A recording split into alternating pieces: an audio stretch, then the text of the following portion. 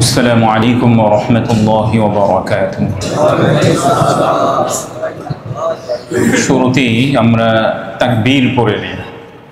আল্লাহু আকবার, আল্লাহু আকবার, লা ইলাহা ইল্লাল্লাহ, আল্লাহু আকবার, আল্লাহু আকবার ওয়া লিল্লাহিল হামদ। আল্লাহু আকবার, আল্লাহু আকবার, লা ইলাহা ইল্লাল্লাহ, আল্লাহু আকবার, আল্লাহু আকবার ওয়া লিল্লাহিল হামদ। আল্লাহু আকবার, আল্লাহু আকবার, লা ইলাহা ইল্লাল্লাহ, আল্লাহু আকবার, আল্লাহু আকবার ওয়া লিল্লাহিল হামদ। শুরুতেই সকলকে ঈদুল ফিতরের শুভেচ্ছা জ্ঞাপন করছি। ঈদ মুবারক। তাকাব্বালাল্লাহু মিন্না ওয়া মিনকুম সালিহাল আ'মাল। আল্লাহ রাব্বুল আলামিন যেন আমাদের এবং আপনাদের সকলের নেক আমলগুলোকে কবুল করে নেন। পরম শ্রদ্ধাভাজন মুরব্বিবৃন্দ এবং প্রিয় যুবক ভাইয়েরা এবং যে সকল ছোট্ট শিশুরা আমাদের আজকে বাইতুস সালাম মসজিদে উপস্থিত হয়েছেন, শুরুতেই আমি আপনাদের কৃতজ্ঞতা জ্ঞাপন করছি। আপনারা দীর্ঘ একটা মাস রোজা রেখেছেন, আমাদের পিছনে 20 রাকাত তারাবির সালাত আদায় করেছেন, 5 ওয়াক্ত নামাজ জামাতের সাথে আদায় করেছেন।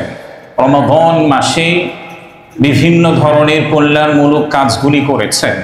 আমরা আল্লাহ তাআলার কাছে দোয়া করছি, আল্লাহ রাব্বুল আলামিন যেন সকলের সব ধরনের এবং সমস্ত ইবাদতগুলোকে কবুল করে নেন। পরম শ্রদ্ধাভাজন মুরব্বিবৃন্দ এবং প্রিয় যুবক ভাইয়েরা, দীর্ঘ একটি মাস আমরা আল্লাহ তাআলার নির্দেশে রমাদান মাসে রোজা রেখেছিলাম। রমাদান মাসে রোজাটা মূলত কার সন্তুষ্টির জন্য আমরা রেখেছিলাম? আল্লাহ রাব্বুল আলামিনের সন্তুষ্টির জন্য আমরা রেখেছিলাম। তো যারা রমাদান মাসে রোজা রেখেছিলেন বা আমরা যারা রমাদান মাসে রোজা রেখেছিলাম, তাদের জন্যই মূলত ঈদুল ফিতরের যে আনন্দ উৎসব এবং খুশি, সেটা আল্লাহ রাব্বুল আলামিন তাদের জন্যই মূলত রেখে দিয়েছেন। কেননা ঈদুল ফিতর এটা হচ্ছে প্রতিদান দিবস। যারা রমাদান মাসে রোজা রেখেছে, আল্লাহ রাব্বুল আলামিনের সন্তুষ্টির জন্যই রেখেছে, আল্লাহ রাব্বুল আলামিন ঈদুল ফিতরের দিন তাদেরকে মূলত প্রতিদান দান করবেন। আমরা যে ঈদ শব্দ উচ্চারণ করি, ঈদ শব্দের মূলত দুটি অর্থ আছে। এক নম্বর অর্থ হচ্ছে, ঈদ শব্দের অর্থ হচ্ছে খুশি এবং আনন্দ কিংবা উৎফুল্ল। 2 নম্বর অর্থ হচ্ছে, ঈদ শব্দটি অর্থ হচ্ছে বারবার ফিরে আসা। আরবি অন্যতম একটি ডিকশনারি লিসানুল আরবের মধ্যে এই বিষয়টি উল্লেখ করা হয়েছে যে ঈদ শব্দটি অর্থ হচ্ছে বারবার ফিরে আসা। যেহেতু ঈদটি মুসলিমদের আনন্দের উৎসবের দিন হিসাবে প্রতি বছর ফিরে আসে, এই জন্য ঈদকে ঈদ বলে আখ্যায়িত করা হয়েছে। ঈদের ইতিহাস কি?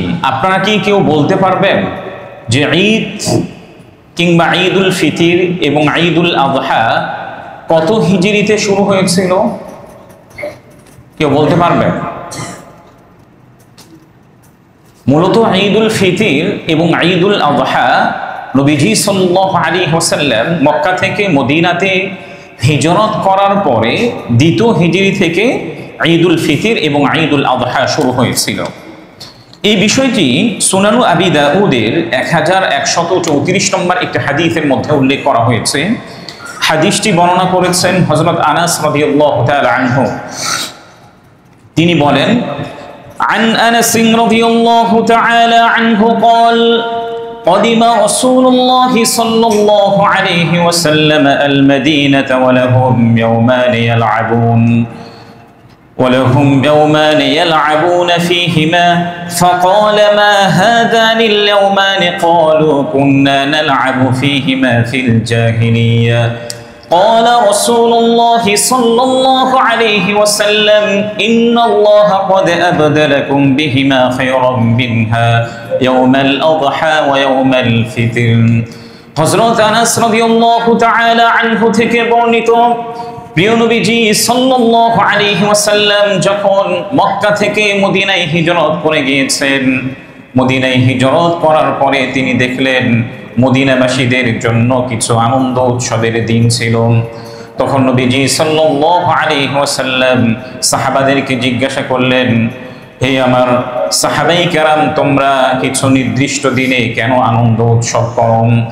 তখন সাহাবায়ে কেরাম রাদিয়াল্লাহু তাআলা আনহুম প্রিয় নবীজি সাল্লাল্লাহু আলাইহি ওয়াসাল্লামকে বললেন, ইয়া রাসূলুল্লাহ, ইয়া হাবিবাল্লাহ, আমরা জাহিলি সময়েও এই কিছু নির্দিষ্ট সময়ে আনন্দ উৎসব করি, এই জন্যই মূলত আমরা এই দিনগুলিতে আনন্দ উৎসব করছি। তখন প্রিয় নবীজি সাল্লাল্লাহু আলাইহি ওয়াসাল্লাম সাহাবায়ে কেরাম রাদিয়াল্লাহু তাআলা আনহুমদেরকে বললেন, নিশ্চয় আল্লাহ রাব্বুল আলামিন ওই জাহিলি যুগের 2 দিনের পরিবর্তে ইসলামী যুগের তোমাদের জন্য 2 দিনকে আনন্দ উৎসবের দিন হিসেবে মনোনীত করেছেন। নবীজি সাল্লাল্লাহু আলাইহি ওয়াসাল্লাম তখন সাহাবায়ে কেরাম রাদিয়াল্লাহু তাআলা আনহুমদেরকে বললেন যে জাহিলি যুগে যে নির্দিষ্ট 2টি দিনে তোমরা আনন্দ উৎসব করছিলে, এর পরিবর্তে আল্লাহ রাব্বুল আলামিন তোমাদেরকে আনন্দ উৎসবের দিন হিসাবে 2টি দিন নির্ধারণ করেছে। এর মধ্য থেকে অন্যতম একটি দিন হচ্ছে ঈদুল ফিতরের দিন, 2 নম্বর দিন হচ্ছে ঈদুল আযহার দিন।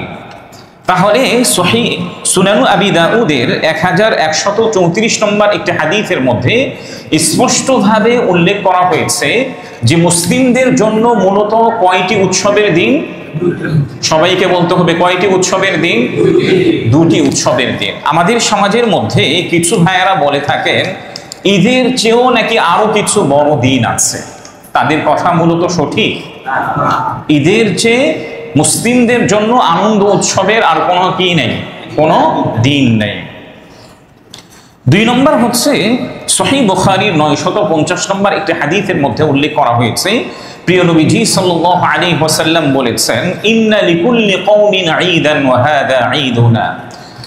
প্রত্যেকটা সম্প্রদায়ের একটা নির্দিষ্ট একটা কালচার আছে, রীতি আছে, সংস্কৃতি আছে। তো মুসলিমদের সংস্কৃতি কালচার হচ্ছে মূলত ঈদের দিন। নবীজি সাল্লাল্লাহু আলাইহি ওয়াসাল্লাম সাহাবাদেরকে লক্ষ্য করে বলেছিলেন, স্পেশালি ভাবে এই হাদিসটি নবীজি হযরত আবু বকর সিদ্দিক রাদিয়াল্লাহু তাআলা আনহুকে বলেছিলেন, হে আবু বকর, নিশ্চয়ই প্রত্যেকটা সম্প্রদায়ের জন্য আনন্দ উৎসবের দিন আছে, আর আমাদের মুসলিমদের জন্য আনন্দ উৎসবের দিন হচ্ছে ঈদের দিন। ঈদের দিন মূলত ঈদুল ফিতর এবং ঈদুল আযহার দিন। তাহলে 2টি হাদিস দ্বারা আমরা উপলব্ধি করলাম মুসলিমদের মূলত উৎসবের দিন, আনন্দের দিন, উৎফুল্লের দিন হচ্ছে ঈদের 2টি দিন। এই জন্য ঈদের সময়গুলি আসলে বৈধভাবে যত আনন্দ উল্লাস করা যায় এটার অনুমোদন স্বয়ং প্রিয় নবীজি সাল্লাল্লাহু আলাইহি ওয়াসাল্লাম দিয়েছেন। বৈধভাবে এবং হালাল যে সমস্ত খেলাধুলাগুলি আছে স্পেশালি ভাবে ঈদের দিন করার জন্য প্রিয় নবীজি সাল্লাল্লাহু আলাইহি ওয়াসাল্লাম সকলকে উৎসাহিত করেছেন। এই জন্য ঈদের দিন যেহেতু মূলত আনন্দ উৎসবের দিন, আমরা ঈদের দিনটাকে মূলত ঘুমের দিন বলে গণ্য করে ফেলেছি। স্বাভাবিকভাবে বৈশাখ আসলে আমাদের মধ্যে যে একটা আনন্দের ফিল, আমরা আনন্দের একটা যে অনুভূতি আমাদের শরীরের মধ্যে আসে, ঈদের দিনগুলি আসলে ওই আনন্দ আমাদের মধ্যে আসে না। কারণ কি, ইসলামী শরিয়ার মধ্যে মূলত যে দিনগুলিকে আনন্দ উৎসবের দিন হিসাবে মনোনীত করা হয়েছে, আমরা এই আনন্দ উৎসবের দিনগুলোকে যে কোনোভাবে খেলায় কাটিয়ে দিয়ে অন্য দিনগুলোতে মূলত আমরা আনন্দ উৎসব করার চেষ্টা করে থাকি। এই জন্য ঈদের দিনগুলোকে ঘুমিয়ে কাটানো যাবে না। ঘুমিয়ে কাটানো যাবে না, কারণ আমরা যদি ঈদের দিনগুলিকে ঘুমিয়ে কাটিয়ে দেই তাহলে প্রিয় নবীজি সাল্লাল্লাহু আলাইহি ওয়াসাল্লামের নির্দেশনা আমাদের থেকে পালন করা হলো না। 3 নম্বর বিষয় হচ্ছে ঈদের দিন আল্লাহ তাআলা মুসলিমদের জন্য আনন্দ উৎসবের দিন হিসাবে মনোনীত করেছেন, তাও আবার ঈদের সালাতের মাধ্যমে আমাদের জন্য আনন্দ উৎসব মনোনীত করেছেন। এই জন্য ঈদের দিন আসলে আমাদের থেকে কোনোভাবে যেন গর্হিত কোনো কাজ প্রকাশিত না হয়। আমরা আনন্দ উৎসবটাকে কিভাবে উদযাপন করি? বাসায় গিয়ে সোফায় বসে টিভির রিমোট চালিয়ে দিয়ে সারাক্ষণ টিভি দেখতে থাকি। আরও কিভাবে উদযাপন করি? ফোনের মধ্যে বিভিন্ন নাটক কিংবা মুভি আমরা দেখতে থাকি। আরও কিভাবে আমরা উদযাপন করে থাকি? ঢাকায় যে সকল সিনেমা হলগুলি আছে, নতুন কোনো সিনেমা এসেছে, ঈদের উৎসবটাকে ভালোভাবে উদযাপন করার জন্য আমরা সিনেমা হলে বিভিন্ন ধরনের মুভি দেখার জন্য যাই। আরও কিভাবে উৎসব আমরা করে থাকি? হয়তো কোথাও নাচের পার্টি করা হয়েছে, গানের পার্টি করা হয়েছে, এখানে আমরা অংশগ্রহণের মাধ্যমে মূলত ঈদের আনন্দ উৎসব করার জন্য চেষ্টা করে থাকি। অথচ ইসলামী শরিয়ার মধ্যে এগুলোকে সম্পূর্ণভাবে নিষেধ করে দেওয়া হয়েছে। বৈধভাবে যতভাবে আনন্দ উৎসব করা যায় সেগুলোকে রাসূলুল্লাহ সাল্লাল্লাহু আলাইহি ওয়াসাল্লাম অনুমোদন দিয়েছেন। ঈদের দিন যেহেতু আনন্দ উৎসবের দিন, এই জন্য আমি আপনাদেরকে অনুরোধ করব, আমাদের নিকট আত্মীয় যারা আছে, রক্তের সম্পর্কের বন্ধন যারা আছে, তাদের খোঁজ খবর নেওয়া, তাদের সঙ্গে যোগাযোগ করা, কমিউনিকেশন করা, এটা হচ্ছে সবচেয়ে বড় আনন্দ। অনেক সময় আমাদের থেকে হয়ে যায় ঈদের দিন, আনন্দের দিন আমাদের থেকে অতিবাহিত হচ্ছে আমার রক্তের সম্পর্কের একজন আত্মীয়ের আমি খোঁজ খবর নেইনি, কিংবা ভাই আরেক ভাইয়ের কোনো খোঁজ খবর নেয়নি, একজন ভাই একজন বোনের খোঁজ খবর নেয়নি, কিংবা রক্তের সম্পর্ক যতভাবে হতে পারে, কিংবা আল্লাহ রাব্বুল আলামিন যে সম্পর্কগুলি রাখার জন্য কোরআন এবং হাদিসের মধ্যে স্পষ্টভাবে নির্দেশনা দেওয়া হয়েছে, ঈদের দিন মূলত তাদেরকে ভুলে না যায়। ঈদের দিন তাদেরকে আমরা ভুলে না যাই।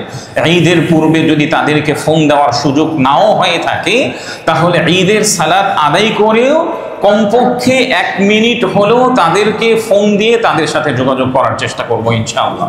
সবাই করবেন তো ইনশাআল্লাহ? আল্লাহ তাআলা তৌফিক দান করে। প্রিয় ভাইয়েরা, রক্তের সম্পর্কের যে সকল আত্মীয়রা আছে, দয়া করে তাদেরকে শত্রু বানাবেন না।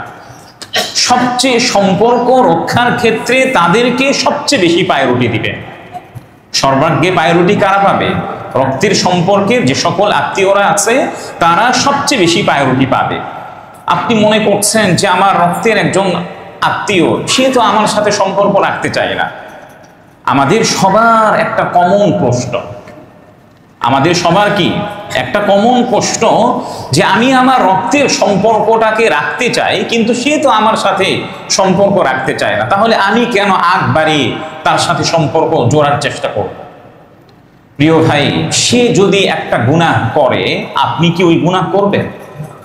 একজন রক্তের সম্পর্কের আত্মীয় আপনার সাথে সম্পর্ক ছিন্ন করে সে তো গুনাহের কাজ করে ফেলেছে। আপনিও যদি এই গুনাহের কাজটি করে ফেলেন, তাহলে তার মধ্যে আর আপনার মধ্যে কোনো ধরনের কোনো তফাৎ নেই। এই জন্য একজন রক্তের সম্পর্কের আত্মীয় যতই আপনার সাথে সম্পর্ক ছিন্ন করার চেষ্টা করুক না কেন, অন্ততপক্ষে আপনি তার সঙ্গে সম্পর্ক জোড়ার চেষ্টা করবেন। প্রিয় নবীজি সাল্লাল্লাহু আলাইহি ওয়াসাল্লামের স্পষ্ট হাদিস আছে।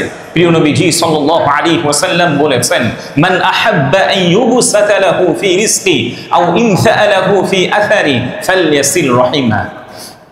যে ব্যক্তি চায়, যে ব্যক্তি এটা ভালোবাসে যে আল্লাহ তাআলা তার রিজিককে সম্প্রসারিত করুক, যে ব্যক্তি চায় যে আল্লাহ তাআলা তার রিজিককে বৃদ্ধি করুক, সে যেন তার রক্তের সম্পর্কের যে সম্পর্কগুলি আছে এগুলির সাথে যেন সম্পর্ক ভালোভাবে রাখে।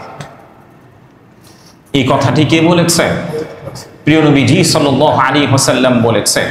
তাহলে প্রিয় নবীজি সাল্লাল্লাহু আলাইহি ওয়াসাল্লামের কথা কখনোই মিথ্যা হবে না। আমি যদি আমার রক্তের সম্পর্কের যে আত্মীয়গুলি আছে, যে বন্ধনগুলি আছে, তাদের সাথে যদি আমি সম্পর্ক করি, অবশ্যই আল্লাহ তাআলা আমার রিজিককে বাড়িয়ে দিবেন, আমার সম্মান, আমার মর্যাদা এবং আমার গুরুত্ব সমাজের মধ্যে পরিস্ফুটিত করে দিবেন।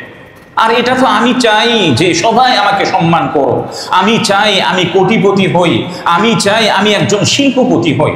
কিন্তু এটা কোথায় পাওয়া যাবে? প্রিয় নবীজি সাল্লাল্লাহু আলাইহি ওয়াসাল্লাম কি ফর্মুলা আমাদেরকে দিয়েছেন, এই ফর্মুলাটাকে আমরা অনুসরণ করতে চাই না।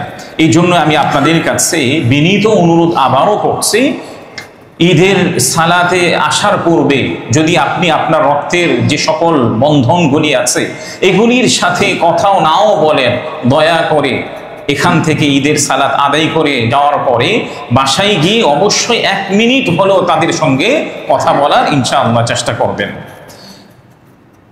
এরপরে আরেকটা বিষয় হচ্ছে, আমরা দীর্ঘ একটা মাস রমাদান মাসে রোজা রেখেছি। আমরা যারা এখানে উপস্থিত আছি কম বেশি সকলেই রমাদান মাসে ইবাদত আদায় করার চেষ্টা করেছে।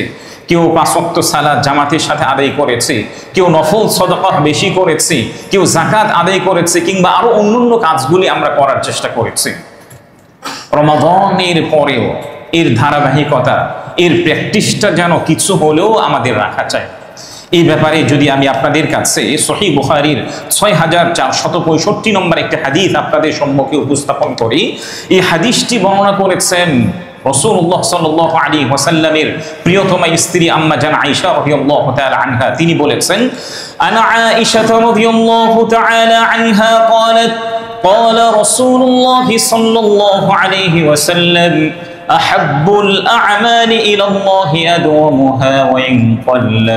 আম্মা জান আয়েশা রাদিয়াল্লাহু তাআলা আনহা থেকে বর্ণিত, প্রিয় নবীজি সাল্লাল্লাহু আলাইহি ওয়াসাল্লাম বলেছেন, আল্লাহ রাব্বুল আলামিনের কাছে ওই সমস্ত আমল সবচেয়ে প্রিয় আমল যে আমলটি ধারাবাহিকভাবে করা হয়ে থাকে। প্রিয় নবীজি সাল্লাল্লাহু আলাইহি ওয়াসাল্লাম বলেছেন, আল্লাহ তাআলার কাছে ওই আমলটি সবচেয়ে প্রিয় আমল যে আমলটি ধারাবাহিকতার সঙ্গে আপনি প্রতিনিয়ত আদায় করছেন। একটা কাজ আপনি অনেক করলেন রমাদান মাসে, কিন্তু বাকি মাসগুলিতে আপনি করলেন না, তাহলে এই হাদিসের ভাষ্য অনুযায়ী ওই আমলটি আল্লাহ তাআলার কাছে প্রিয় নয়। আপনি রমাদান মাসের 30টি রোজা রেখেছেন, রমাদানের পরেও আপনি সাপ্তাহিক যে 2টি রোজা আছে, মাসে যে 3টি রোজা আছে, মাঝে মাঝে এটার প্র্যাকটিস করার চেষ্টা করুন। তাহলে এই রোজাটা আল্লাহ তাআলার কাছে সবচেয়ে প্রিয় আমল বলে গণ্য হবে। রমাদান মাসে আপনি আর কি ইবাদত করেছেন? কোরআনুল কারীমের তিলাওয়াত করেছেন। রমাদানের পরে কোরআনুল কারীম কি আমরা ছেড়ে দিব? কোরআনুল কারীম আমরা ছাড়বো না। রমাদান মাসে আমরা বারবার বলেছি, যার যত সম্পর্ক কোরআনুল কারীমের সাথে হবে, কোরআনুল কারীমের সাথে অ্যাটাচমেন্ট যার যত বেশি হবে, যত গভীরতা আপনার হবে, আল্লাহ তাআলা আপনার জীবনকে তত বেশি বরকতময় করে দিবেন। কোরআনের সাথে যত বেশি সম্পর্ক আপনার হবে, আল্লাহ রাব্বুল আলামিন তত বেশি আপনার জীবনটাকে বরকতময় করে দিবেন। এটা হতে পারে কোরআনুল কারীমের তিলাওয়াতের মাধ্যমে। যে রমাদান মাসে আমি প্রতিনিয়ত কোরআনুল কারীম তিলাওয়াত করেছি, রমাদানের পরেও আমি যদি চেষ্টা করি প্রতিদিন 1 আয়াত হলেও পড়ার চেষ্টা করব। রমাদান মাসে কোরআনুল কারীমের অনুবাদ ব্যাখ্যা পড়েছি, রমাদানের পরে প্রতিদিন 1 আয়াত হলেও কোরআনুল কারীমের অনুবাদ ব্যাখ্যা পড়ার চেষ্টা করব ইনশাআল্লাহ। তাহলে কি হবে? আল্লাহ রাব্বুল আলামিন আমাদের জীবনটাকে বরকতময় করে দিবেন। রমাদান মাসে আমরা আর কি ইবাদত করেছি? নফল সালাত বেশি বেশি আদায় করেছি। রমাদানের পরেও এর প্র্যাকটিসটা আমাদের রাখা চাই। আপনি প্রতিদিন না পারেন, অন্তত পক্ষে সপ্তাহে মাঝে মাঝে নফল সালাত আদায় করার চেষ্টা করবেন ইনশাআল্লাহ। রমাদান মাসে আপনি আর কি আমল করেছেন? মাঝে মাঝে তাহাজ্জুদের সালাত আদায় করেছেন। রমাদানের পরে তাহাজ্জুদ কি ছেড়ে দিবেন? রমাদানের পরে তাহাজ্জুদ ছেড়ে দেওয়া যাবে? হতে পারে আপনার ব্যস্ততা এত বেশি হওয়ার কারণে আপনি প্রতিনিয়ত তাহাজ্জুদের সালাত আদায় করতে পারছেন না। অন্তত পক্ষে সপ্তাহে 1 দিন হলেও তাহাজ্জুদের সালাত আদায় করার চেষ্টা করেন। ওলামাই কেরাম তো এটাও বলেছেন, কোনো ব্যক্তি যদি শেষ রাত্রে উঠতে না পারে তাহলে এশার সালাত আদায় করার পরে ঘুমানোর পূর্বেও কোনো ব্যক্তি যদি তাহাজ্জুদের নিয়ত করে সালাত আদায় করে, এরপরও আল্লাহ রাব্বুল আলামিন তার আমল নামায় তাহাজ্জুদের সওয়াব দিয়ে দিবেন। আপনি শেষ রাত্রে উঠতে পারছেন না, কিন্তু ঘুমানোর পূর্বেই আপনি যদি তাহাজ্জুদের নিয়ত করে সালাত আদায় করেন, তাহলেও আল্লাহ রাব্বুল আলামিন আপনার আমল নামায় তাহাজ্জুদের সওয়াব ইনশাআল্লাহ দিবেন। রমাদান মাসে আমরা আর কি ইবাদত করেছি? মাঝে মাঝে বিভিন্ন জনকে দান সদকা দিয়েছে, মাদ্রাসায় দিয়েছে, মসজিদে দিয়েছে। রমাদানের পরে এটাকে বন্ধ করে রাখা যাবে। হ্যাঁ, রমাদান মাসে যেভাবে আমি দান সদকা করেছি সেভাবে হয়তো সম্ভব নয়, কিন্তু রমাদানের পরে আমি তো অন্তত মাসে 100 টাকা 200 টাকা বিভিন্ন জায়গায় আমি দিতে পারবো। তাহলে এই আমলটি হবে আমার জন্য আল্লাহ তাআলার কাছে সবচেয়ে প্রিয় আমল। হাদিসের মধ্যে সাদাকার এত বেশি ফজিলতের কথা উল্লেখ করা হয়েছে। একজন ব্যক্তি যে কোনো সমস্যায় পড়েছে, সাদাকা দেওয়ার জন্য প্রিয় নবীজি সাল্লাল্লাহু আলাইহি ওয়াসাল্লাম উৎসাহিত করেছেন। আমি অসুস্থ হয়েছি, সাদাকার কথা নবীজি বলেছেন। একজন ব্যক্তি অসুস্থ হয়েছে, অন্যান্য হাদিসের মধ্যে তো এটাও উল্লেখ করা হয়েছে, জানের বদলায় যদি জান আমি দিয়ে দেই তাহলে আল্লাহ রাব্বুল আলামিন বিভিন্ন বিপদ থেকে আমাকে উদ্ধার করবেন।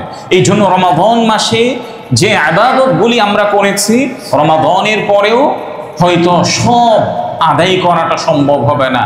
যতগুলি ইবাদত করেছি সব আদায় করাটা আমার জন্য সম্ভব হবে না, অন্তত পক্ষে একটু হলেও আমরা এগুলি প্র্যাকটিস করব ইনশাআল্লাহ। রমাদানের পরে আরেকটি গুরুত্বপূর্ণ আমল হচ্ছে শাওয়াল মাসের 6টি রোজা রাখা। রমাদানের পরে আরেকটি গুরুত্বপূর্ণ আমল কি বলেন? শাওয়াল মাসের 6টি রোজা রাখা। এই ব্যাপারে সহিহ মুসলিমের 1164 নম্বর একটি হাদিসের মধ্যে প্রিয় নবীজি সাল্লাল্লাহু আলাইহি ওয়াসাল্লাম উল্লেখ করেছেন, হাদিসটি বর্ণনা করেছেন হযরত আবু আইয়ুব আল আনসারী রাদিয়াল্লাহু তাআলা আনহু। তিনি বলেছেন, عن أبي أيوب الأنصاري رضي الله تعالى عنه قال قال رسول الله صلى الله عليه وسلم من صام رمضان ثم أتبعه 6 من شوال كان كصيام الدهر। প্রিয় নবীজি সাল্লাল্লাহু আলাইহি ওয়াসাল্লাম বলেছেন, যে ব্যক্তি রমাদান মাসের পরিপূর্ণ রোজা রেখেছে এবং রমাদানের পরে শাওয়ালের মাত্র 6টি রোজা রেখেছে, আল্লাহ রাব্বুল আলামিন তাকে সারা বছর রোজা রাখার সমপরিমাণ সওয়াব দান করবেন। এই জন্য রমাদান মাসের রোজা তো আমরা রেখেছি, রমাদানের পরে শাওয়ালের 6টি রোজা রাখার কি করব ইনশাআল্লাহ চেষ্টা অবশ্যই করব। শাওয়ালের 6টি রোজা এটা ধারাবাহিকভাবেও হতে পারে অথবা ভেঙ্গে ভেঙ্গেও হতে পারে। আল্লাহ রাব্বুল আলামিন আমাদের সকলকে রমাদানের মধ্যে যতগুলো ইবাদত করেছি, যত নফল সালাত রোজা দান সদকা করেছি, রমাদানের পরেও আংশিক হলেও এটার ধারাবাহিকতা আমাদের সকলকে রক্ষা করার তৌফিক দান করেন।